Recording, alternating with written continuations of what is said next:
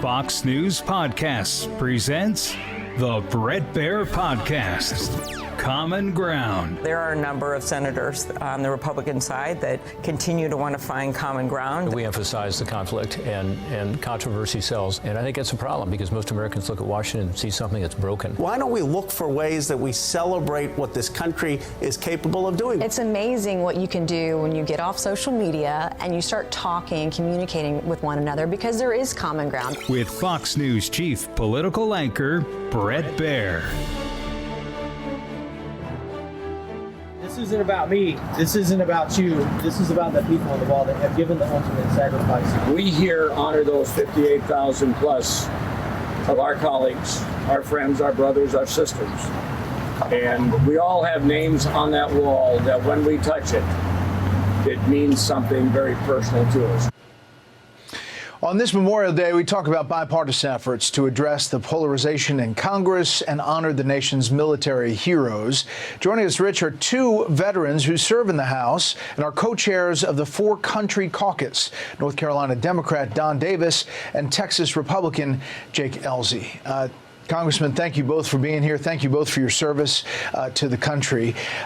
Congressman Ellzey, let me start with you. We showed that video, and I've been down there as lawmakers from both sides of the aisle clean the Vietnam Veterans Memorial. It's a big deal, and it seems like it's an annual event, and it has an important meaning. It's a big deal. It was started by Mike Waltz some years ago and the With Honor group. And it means something different for all of us. And we have 2 days, Veterans Day and Memorial Day, that we go and pay homage to the men and women that we've left behind. Congressman Davis?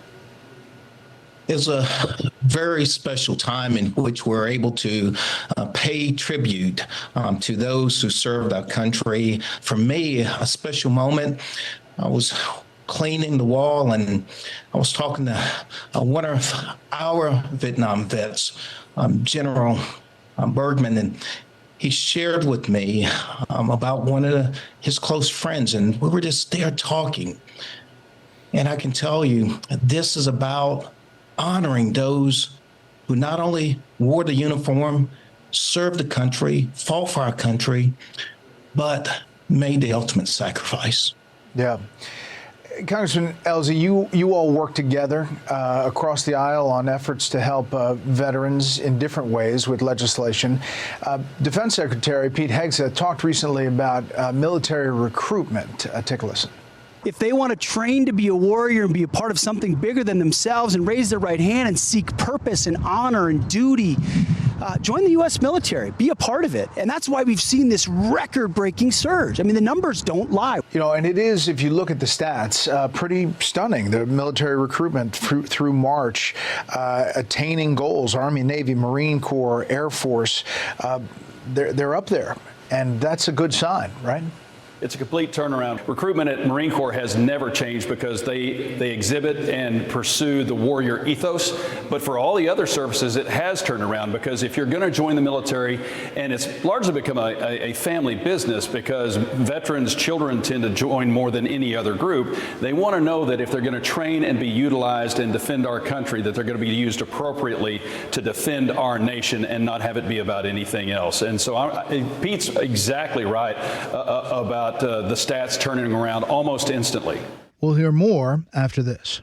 Yeah, and Congressman Davis, there are other good signs. Homelessness, veteran homelessness is down to its lowest level since really HUD has been counting this. That's a good sign. But veteran suicide statistics are still really high, and 6,400 in 2022. It's still a major, major problem. And we must do everything we can to help our veterans and even our active duty members who can go fight for us, but come back home and just find it so difficult to make it. And we never want to see anyone to the point that they feel the only out is to take their own lives. So there's so much work that's underway, and we have to continue to push. Nearly 20 over 20, some taking their lives. It's just too many that are taking their lives. And we have to remain committed to this. Yeah, Congressman Davis, then Congressman Ellzey, you guys are working across the aisle, working on things, and it's happening up there despite the polarization. Absolutely. We're quiet professionals, and we work very well together. In 20 years of service, that's what I was continually passed down, because it's about a team. Nobody does anything by themselves. Can I add one thing that I would be remiss on this Memorial Day weekend, that if I didn't mention Clark Schwedler? You have millions of listeners. Clark died April 6, 2007, our last day in Iraq. He was a single man. He's from the Upper Peninsula in Michigan. And he had no wife and no children. And I would love it if your millions of viewers and you would just say his name on this Memorial Day weekend on Monday. We have to honor their memories as veterans, because that's why the Vietnam Memorial is so important, is because it means something different for all of us. Congressman Davis, last word. And when we think about Four Country Caucus, this is an organization or a team, a family of those members of Congress who've worn the uniform, and we come together, not just dealing with the party politics, but to prioritize the American people. And this is one of the most effective caucuses that is in Washington, D.C., and I'm honored to be able to chair and do this work with people like Jake Ellzey. It means so much. We're just committed to doing the work for our military families, our veterans and their families, those who fought for us. We owe it to them. Yeah, well, thank you very much on this Memorial Day. I really appreciate it.